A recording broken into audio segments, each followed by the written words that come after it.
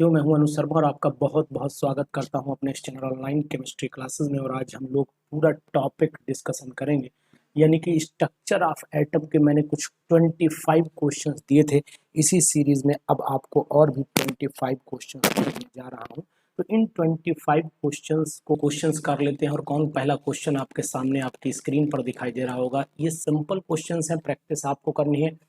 कुछ क्वेश्चंस मैं कराऊंगा और कुछ छोड़ता जाऊंगा जो आप क्वेश्चंस करेंगे। तो यहाँ पर मैं आपको बताना चाहूंगा कि क्वेश्चन कौन कौन से हैं।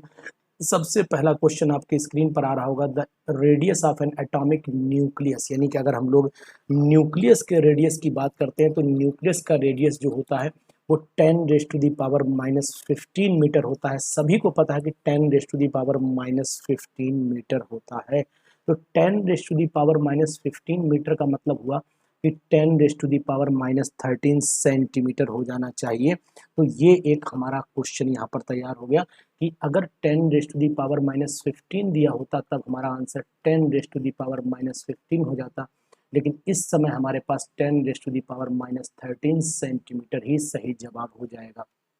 सेकेंड क्वेश्चन पे आना है, an isotone of an element has. An isotone का मतलब number of the neutron same होने चाहिए। क्वेश्चन थोड़ा डाउन है लेवल, ये मुझे पता लग रहा है, लेकिन हाँ मैंने कुछ सिलेक्शन किए तो करिएगा जरूर। ऐसा नहीं सोचिएगा इसके बाद भी और भी अच्छे क्वेश्चंस पहले डालूंगा स्ट्रक्चर ऑफ एटम के, फिर मैं पहुंचूंगा पीरियोडिक टेबल, भरमार कर दूंगा क्वेश्चंस की। बस शर्त एक ही है, मेरे चैनल को आप जो है ज़्यादा से ज़्यादा मोटिवेशन की तरफ ले जाइए। पर डे वीडियो डालना शुरू कर दूंगा। अगर आपने कमेंट अच्छे अच्छे लिखना शुरू कर दिए तो वीडियो भी पर डे मिलना शुरू हो जाएगी। द ऑब्जर्वेशन, इससे पहले भी जिन साथियों सभी को थैंक यू वेरी मच,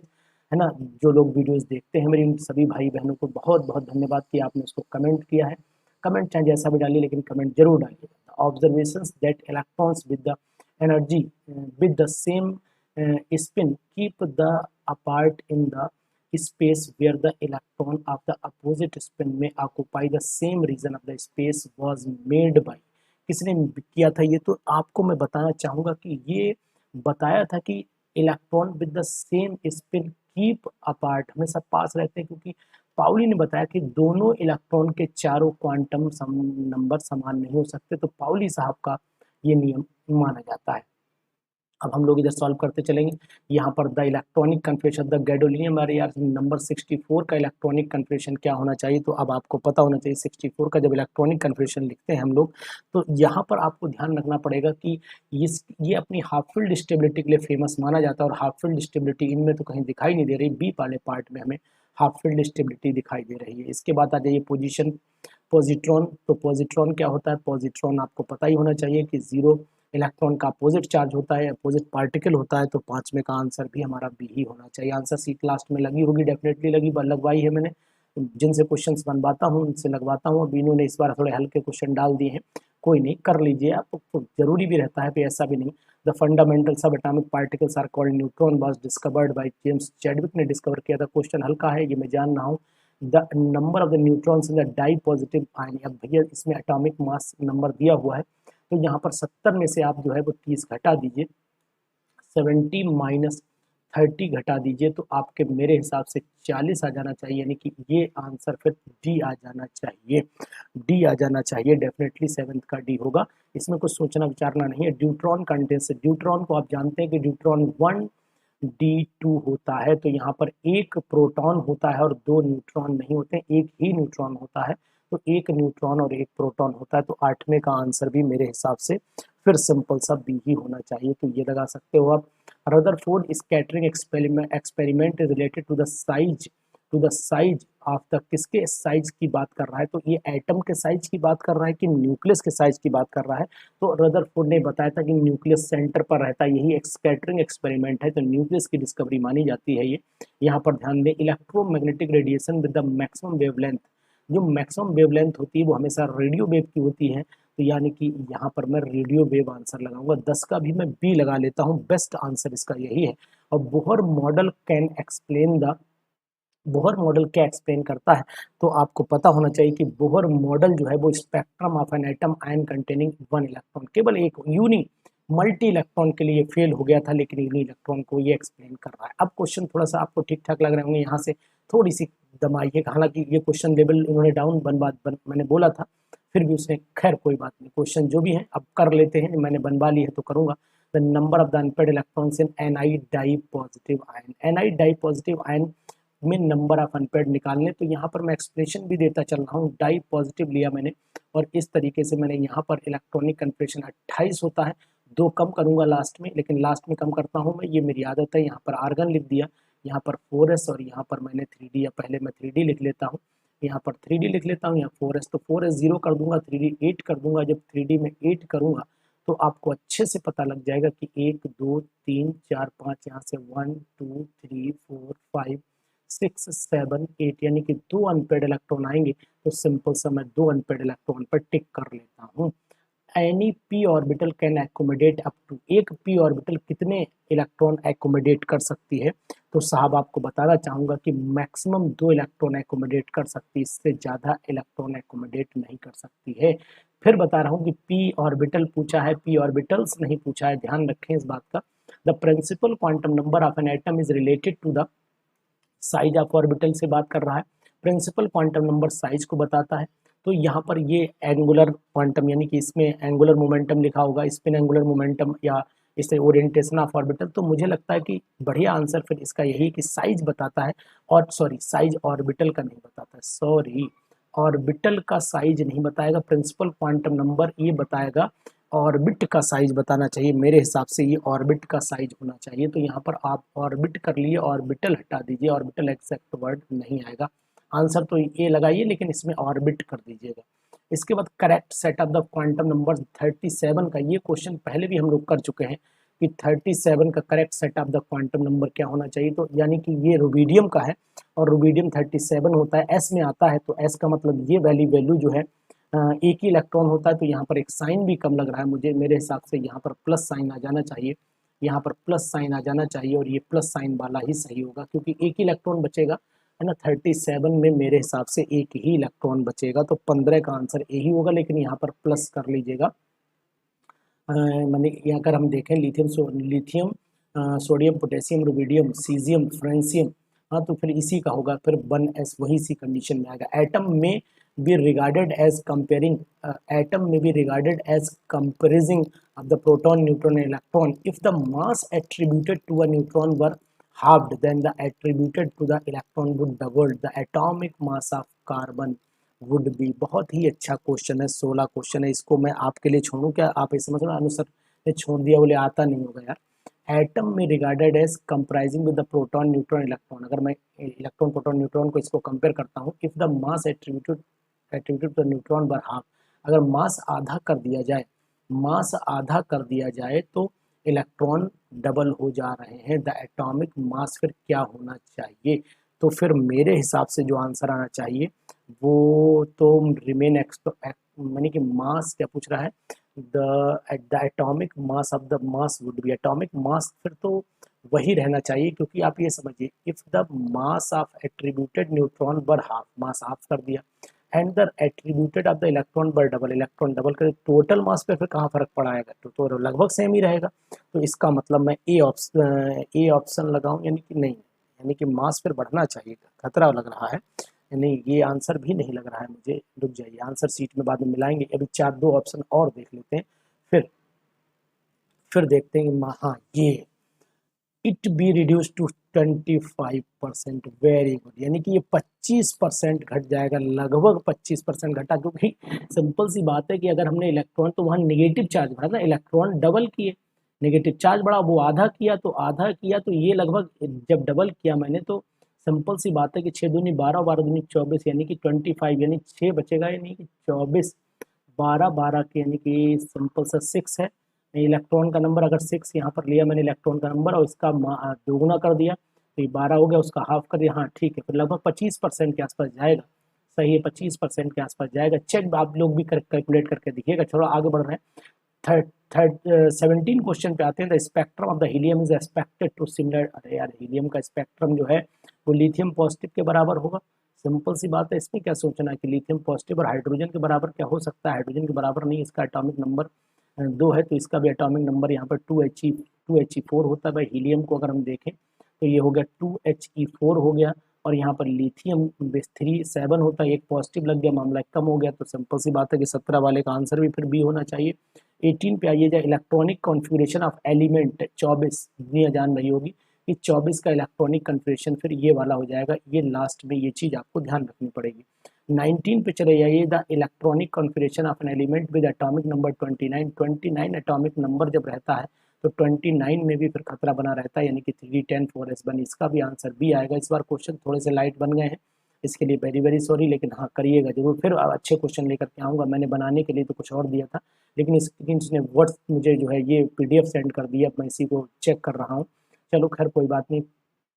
बनाता हूँ, करता हूँ। The wave number of the first line of the Lyman, wave number of the first line, wave number के लिए आपको फार्मूला साहब लगाना पड़ेगा। वेव नंबर का formula nu bar is equal to 1 nu bar is equal to होता है RH होता है इंटू जेड स्क्वायर, और ब्रैकेट में चले आइए, ब्रैकेट में यहाँ पर चले आइए 1/n1 square minus 1/n2 square, ये होता है फार्मूला। RH की वैल्यू दे रखी है, फर्स्ट लाइन है, लाइमन की फर्स्ट लाइन है, तो लाइमन की फर्स्ट लाइन के लिए अगर आपको जानकारी है, लाइमन की फर्स्ट लाइन जो होती है वो क्या होती है वो मैं आपको बताऊं। लाइमन की फर्स्ट लाइन जो होती है वो मैं सिंपल सा बोल दूं कि लाइमन के लिए n1 की वैल्यू 1 होती है और n2 की वैल्यू 2 होती है, फर्स्ट लाइन में यही रहती है। तो ये n1 यहाँ पर हो जाएगा आपका कितना, 10 9 6 7 8,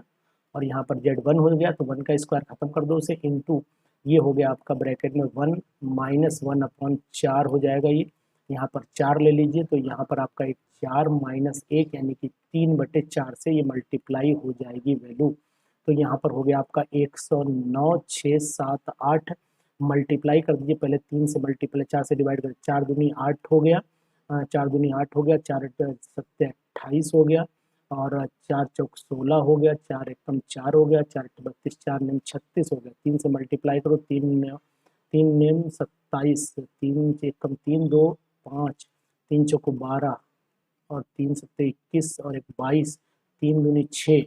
और 7 8, यानी कि 8 वाला कोई आंसर 822 समथिंग, ये तो मुझे आंसर फिर यही लग रहा है कि ए ऑप्शन यानी कि बी का जो ऑप्शन आना चाहिए वो ए आना चाहिए। आप पूरी कैलकुलेशन कर लीजिए, मैंने थोड़ी कैलकुलेशन शॉर्ट कर दी है। The ratio of the energy of the photon, ये तो फिर वही आ गया क्वेश्चन जो उससे पहले वाली सीरीज में भी मैंने लगाया था, वहाँ 2000 नहीं लिखा था, यहाँ 2000 लिखा हुआ है, तो आप ध्यान रखिएगा कि भैया यहाँ 2000 है, वहाँ 4000, याद करिए मैंने सही भी किया था आपको 21 क्वेश्चन, तो इसका जवाब तो आपको पता ही कि 2 गुना हो जाता है, वही फार्मूला सिंपल सा आपको मैंने बताया कि E1/E2 इज इक्वल टू हो जाता है, E1/E2 इज इक्वल टू हो जाएगा आपका λ1/λ2 हो जाएगा, नहीं रेसिप्रोकल होता है ना, तो λ2 इज अपॉन λ1 हो जाएगा, तो ये 4000 हो जाएगा, और the ratio of energy of the photon of 2000 wavelength radiation of the, ठीक है, तो E is equal to s upon lambda, ठीक है, 4000/2000 हो गया, ये और ये काट दो, 2 दूनी 4, 2 गुना बचा, तो E1 जो होगा वो 2 गुना हो जाएगा आपके E2 से, तो इस चीज़ को आप ख्याल में रखिएगा, बहुत ही इंपॉर्टेंट सेट है, हालांकि क्वेश्चन सरल है, लगा लीजिए। अब चूंकि अब मैं फिर बार बार इसको रिपीट कर रहा हूँ, ये अब आ जाइए 20 set of the quantum numbers representing an impossible arrangement, set of the quantum numbers representing an impossible arrangement, तो इम्पॉसिबल तभी हो सकता है जब एल की वैल्यू 2 हो, तो एम कभी भी 3 नहीं होगा, तो जय हिंद इसी पे कर दीजिए, यानी कि 22 पे लगा दीजिए टिक, तो ये 22 क्वेश्चन का आंसर सी लगाइए, दमदार। द ट्राइड न्यूक्लियाई, ये ऐसे क्वेश्चन शायद लग रहा है कि ये क्वेश्चन उसमें से आ गए इसके अंदर। The tried of the nuclei of isotonic, तो आइसोटोनिक का मतलब हुआ है कि सिंपल सा आपको मैं ये बोल सकता हूँ जिनमें एक न्यूट्रॉन का नंबर, आइसोटोनिक का मतलब न्यूट्रॉन का नंबर सेम हो, तो यहाँ 14 में से 6 गए, 8 बचे, 15 में से 7 गया, 8 बचे, 17 में से 9 गया, 8 16 17 है, यही बचेगा, फिर आंसर ज़्यादा ढूंढना ही नहीं पड़ा, पहले भी झटके में मिल गया आंसर यार। तो इसके बाद 24 हो गया, the wavelength of the spectral line of an electronic transition is inversely related to the wavelength of the spectral line, जो इन एनर्जी के इनवर्सली प्रोपोर्शनल होती है, तो यहाँ पर 24 का आंसर कोई एनर्जी वाला मिल जाए, ठीक है, मिल गया मुझे, देखो the difference of the energy, झन्न से लगाओ आंसर, ज़्यादा ना सोचा करो।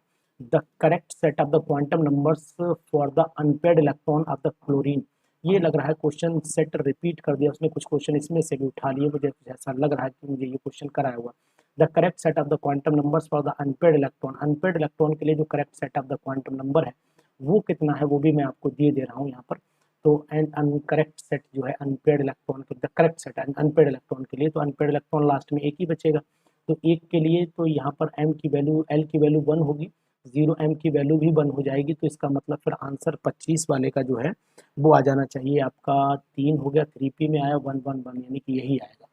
हमें लग रहा है क्वेश्चन सेट रिपीट कर दिया। In a set of the degenerate orbitals of electron distributed themselves और retain like the spin as far as possible, this statement is attributed to. ये स्टेटमेंट किससे एट्रीब्यूट कर रहा है ये भी मैं आपको बता रहा हूँ। ये स्टेटमेंट एट्रीब्यूटेड हो जाएगा मेरे हिसाब से आंसर फिर ये भी नहीं लग रहा है मुझे, यानी कि अगर मैं बताना चाहूँ हुन्स रूल ऑफ फिजिक्स, देखें एक बार और पढ़ लेता हूँ क्वेश्चन। हुन्स रूल लग रहा है लेकिन फिर भी, in a set of the degenerate orbital electron distributed themselves like, ठीक है हुन्स रूल है, सेम स्पिन की बात कर रहा है। तो सेम स्पिन में मतलब हम लोग हुन्स रूल को फॉलो करेंगे। तो ये मेरा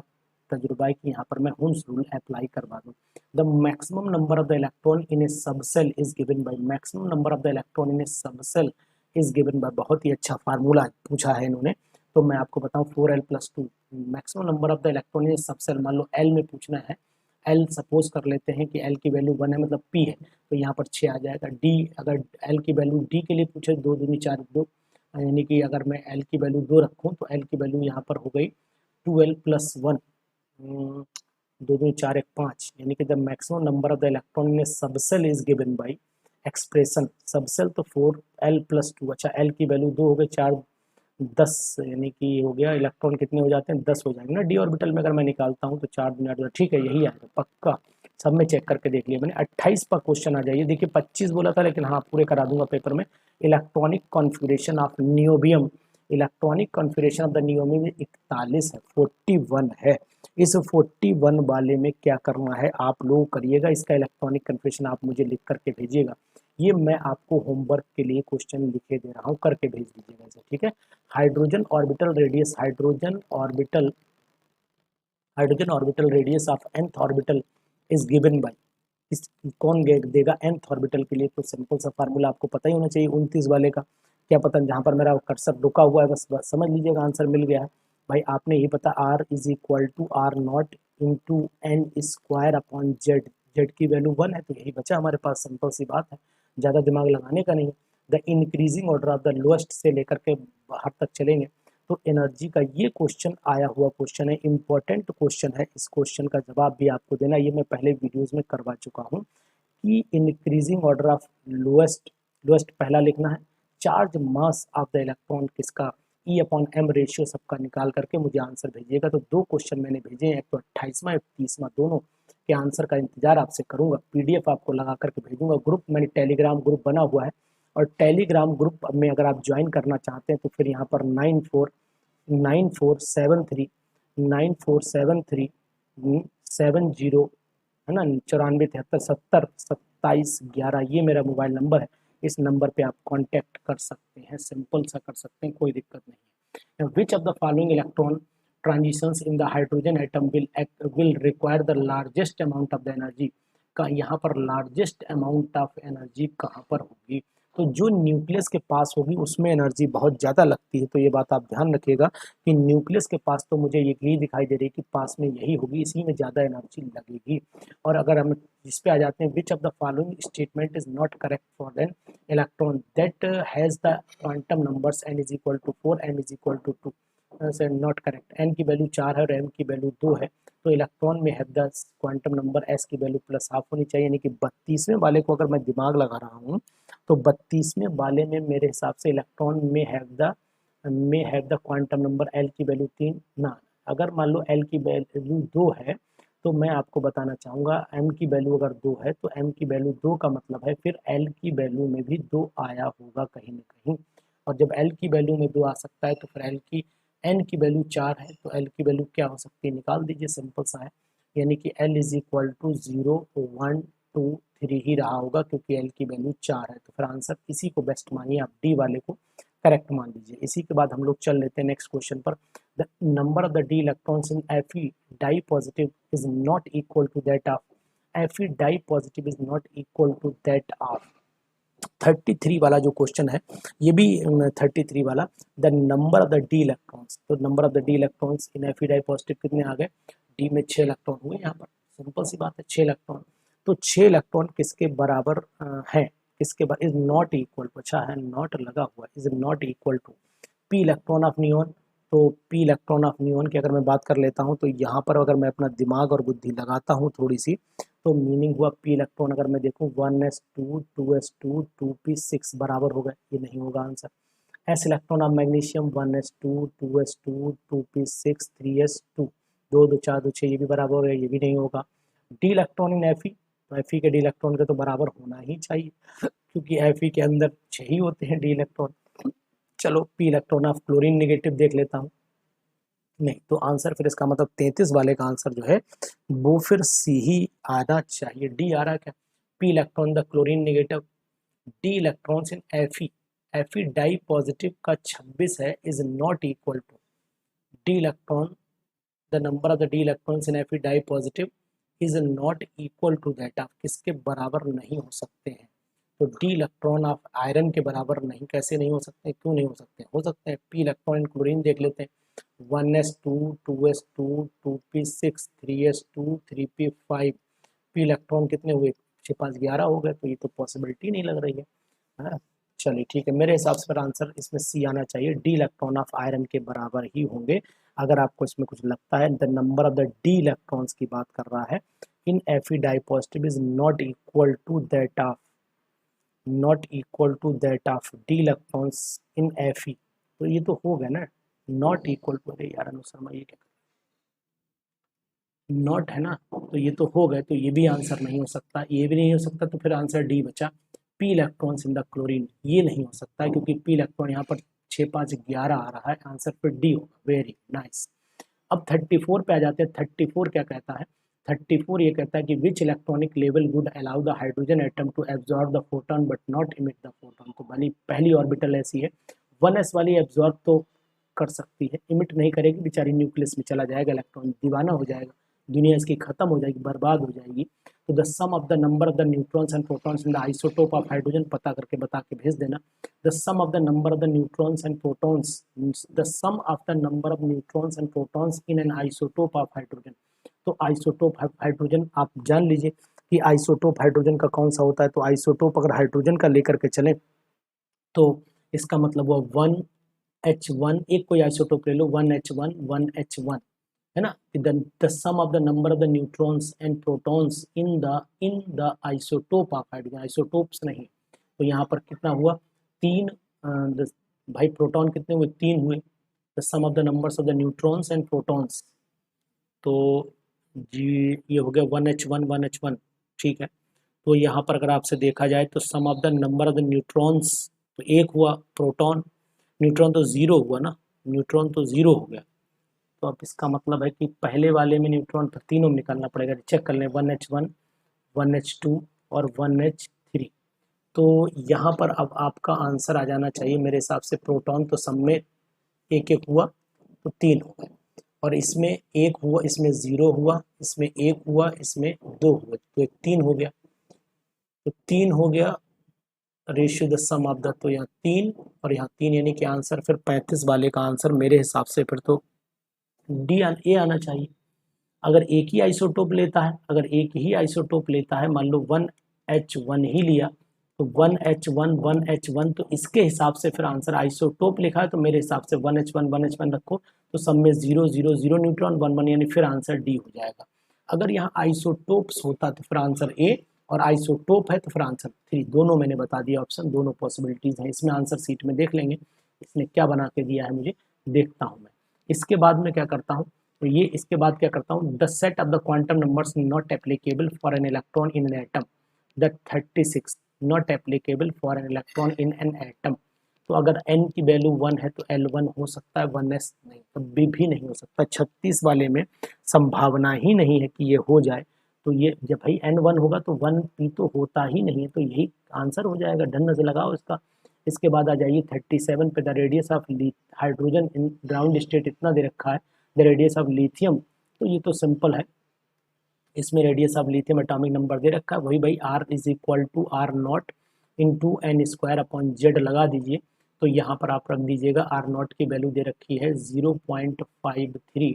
into n square, the lithium यानी 1s2 यानी कि एक ही ऑर्बिटल n का नंबर 1 रख देंगे, पहला रख देंगे, और यहाँ पर एटॉमिक नंबर 2 का 2 रख देते हैं, तो इससे डिवाइड कर दीजिएगा, तो इसका मतलब 2 दूनी 4 यानी सिंपल सा 37 है। तो 37 का में 2 दूनी 4 यानी कि तो नहीं, अगर 2 से डिवाइड करें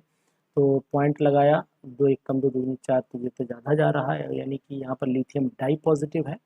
तो यानी 1 लिथियम कहती है 1s2 2s1। तो सिंपल से बात है कि lithium di positive, radius of the hydrogen ground state इतना, द रेडियस ऑफ एलाइड डाई पॉजिटिव आयन, एलाइड di positive ion atomic number 3 दिया हुआ है। तो अगर मैं यहाँ पर रख देता हूँ, सपोज कर लेता हूँ similar in the similar state की, अगर मैं बात करूँ सिमिलर स्टेट की बात करूँ, तो फार्मूला तो मैंने सही लगाया हुआ है, number of shell n square, और नीचे जेड की वैल्यू लिथियम का 3, अरे सॉरी 3 होता है ना, एटॉमिक नंबर 3 होता है, 3 से डिवाइड करेंगे ना, 3 एक कम 3 जाएगा, और मैं 2 से कर रहा हूँ, 3 एक कम 3 चला गया, और इसका मतलब 3 एक वाला आंसर फिर यही आ रहा है, 3 एक कम 3 बचे 2, तो 3 3 3 7 21, हाँ ठीक है, फिर सी ही ऑप्शन आएगा, एक्यूरेट है आंसर, सी लगा लीजिएगा, कोई दिक्कत नहीं। इसके बाद आए 38 पे, ए 3p ऑर्बिटल हैज़, 3p में कितने स्फेरिकल नोड है, निकाल के फेंक दो आप नीचे, n माइनस l माइनस 1 से निकालिए, तो यहाँ पर 3 माइनस 1 बटे यानी 1 बचा, तो यहाँ पर 1 spherical and non spherical node. तो सिंपल सी बात यह है कि 38 वाले में मुझे तो यही लग रहा है कि 1 स्फेरिकल नोड है और 1 नॉन स्फेरिकल नोड है, यानी एंगुलर नोड भी एक ही आएगा, नॉन स्फेरिकल एंगुलर नोड हो गया, सी ऑप्शन लगा लीजिए। इसके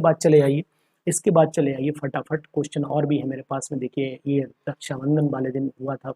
टेस्ट लिया था मैंने अपने, उसी का पेपर मैंने सेट किया आपके लिए। चलिए कोई बात नहीं। When the greater number of the excited hydrogen atom can reach the ground state, यानी कि अगर मैं ग्रेटर नंबर की बात करूं तो यहाँ पर 39 वाले में चले आइए, 39 वाले में हम लोग करें ग्रेटर नंबर में। ये थोड़ी सी स्क्रीन साफ नहीं आ रही है, मज़ा नहीं आ रहा है, थोड़ी सी हाँ हिल गई है स्क्रीन, चलिए खैर कोई बात नहीं। तो अगर यहाँ पर 39 में थोड़ा सा दिमाग आप लगाइए, चलिए ये होमवर्क के लिए आपको दे रहा हूँ, ये होमवर्क में आप ले लीजिए, इसको करिएगा। When 3D orbital is complete, the new electron will enter into, दुनिया जान रही, आप भी ये भी होमवर्क में ले लो, अच्छे से कुछ क्वेश्चंस ले लीजिए, ये पीडीएफ लगाऊंगा, मजेदार क्वेश्चन सब भेजूंगा इसके बाद, ये थोड़ी हल्की बन गई है। The combination of the quantum number that are allowed to an electron in atom, the combination of the electron atom that are allowed for an electron in an atom, कौन सा अलाउ होगा उसके लिए भी आप बता सकते हो। तो 41 वाला होमवर्क में दे दूँ, नहीं 41 वाला होमवर्क में नहीं दूंगा। n इज इक्वल टू 3 तो l is equal to 1, m is equal to ये हो सकता है, जब n 2 है तो l ये नहीं हो सकता, n 5 है p ये भी नहीं हो सकता, और अगर ये l माइनस 1 है, n की वैल्यू 4 है तो l माइनस 1 हो सकता है, और l माइनस 1 हो सकता है, l माइनस कहाँ से आएगा, तो l की वैल्यू 0 1 2 3 एंड सो ऑन, यानी कि फिर हमारे पास एक ही ऑप्शन बचा, बी वाला लगा देता हूँ। For the particular value of azimuthal quantum number L, the total number of the magnetic, ये बहुत ही इंपॉर्टेंट है, ये आप भेजिएगा मुझे, इसका आंसर इसमें मिलेगा, लेकिन मैं आंसर एक दिन लेट भेजता हूँ, आपको पता होना चाहिए। The first use of the quantum theory to explain the structure was made by, ये तो आपको भी पता होना चाहिए, क्वांटम थ्योरी पे किसने काम किया था, क्वांटम थ्योरी पे काम बोहर भैया ने किया था, तो यहाँ पर बोहर साहब का नाम लगा लीजिए। The D electron in orbital, ये भी आपको मैंने क्वेश्चन करवाया है, एच अपॉन 2 पाई इसमें छपा नहीं है, तो यहाँ पर एच अपॉन 2 पाई ले लेता हूँ, एच अपॉन 2 पाई ले लेता हूँ, सब में एच अपॉन 2 पाई डाल दीजिए, एच अपॉन 2 पाई, एच अपॉन 2 पाई डाल दीजिए, दम दम, तो आंसर इसका फिर 44 वाले का फिर आप ए लगा लीजिए, क्योंकि ये क्वेश्चन भी मैंने करवाया, वो कुछ क्वेश्चन उसने मिला दिए इसी के अंदर, मुझे ऐसा महसूस हो रहा है कि कुछ क्वेश्चन उसने इसमें मिला दिए, इलेक्ट्रॉन आइडेंटिफाइड, जैसे ये क्वेश्चन भी मुझे याद आ रहा है मैंने कराया है, ये क्वेश्चन भी मैंने कराया है, ये क्वेश्चन भी मैंने कराया है, ये क्वेश्चन भी, तो ये क्वेश्चन मुझे जो लग रहा है कि मैंने कराए हुए हैं, और उसने जिसने मुझे जिससे मैं पीडीएफ बनवाता हूँ, उस बालक ने जो है ये बुद्धिमत्ता की कि सर को आज उसने बेवकूफ़ बना दिया, यानी सर के पीडीएफ में वही क्वेश्चन थोड़े उठा करके डाल दिए काट के कि लो सर ये लो आपको दिए दे रहा हूँ। तो 20, 49 और 50 इन क्वेश्चंस को आप होमवर्क में ले लीजिए और इनको करके मुझे भेजिएगा। और टेलीग्राम ग्रुप का नंबर तो चाहे आप नोट कर लीजिए, टेलीग्राम में आप ज्वाइन कर सकते हैं, टेलीग्राम ग्रुप में ज्वाइन करिए, उसी में मटेरियल पोस्ट करता रहूँगा। नंबर है 94737011, इस मोबाइल नंबर पर 9473702711 है, सॉरी 2711 है, फिर दोबारा लिखे दे रहा हूँ, नंबर को दोबारा लिख रहा हूँ, यानी 9473702711 है, इसको आप बढ़िया से नोट कर लीजिए, आपको एकदम टनाटन समझ में आ जाएगा, कोई दिक्कत आपको नहीं आएगी। तो कैसी लगी आपको आज की क्वेश्चन? हालांकि आज की क्वेश्चन हल्की थी, लेकिन फिर भी मैंने कोशिश की है कि भाई अब ये पीडीएफ मैं बनवाता हूँ, लेकिन उसने इस बार थोड़ा हल्का पीडीएफ बना दिया है। कोई बात नहीं, अगले राउंड में थोड़ा इसी को और भी इम्प्रूव करके लाऊंगा आपके सामने। इस क्वेश्चन के लिए तो फिलहाल कर डालिए, ये टेस्ट सीरीज कंटिन्यू रहेगी। सभी मेरे साथी जो पेड क्लास नहीं ज्वाइन कर सकते उनके लिए बहुत ही अच्छा मौका है अनुज सर की इस क्लास ज्वाइन करने के लिए। बस आपसे एक रिक्वेस्ट है, एक प्यारा सा कमेंट जरूर मार देना। अगर प्यारा सा कमेंट आप मारोगे ना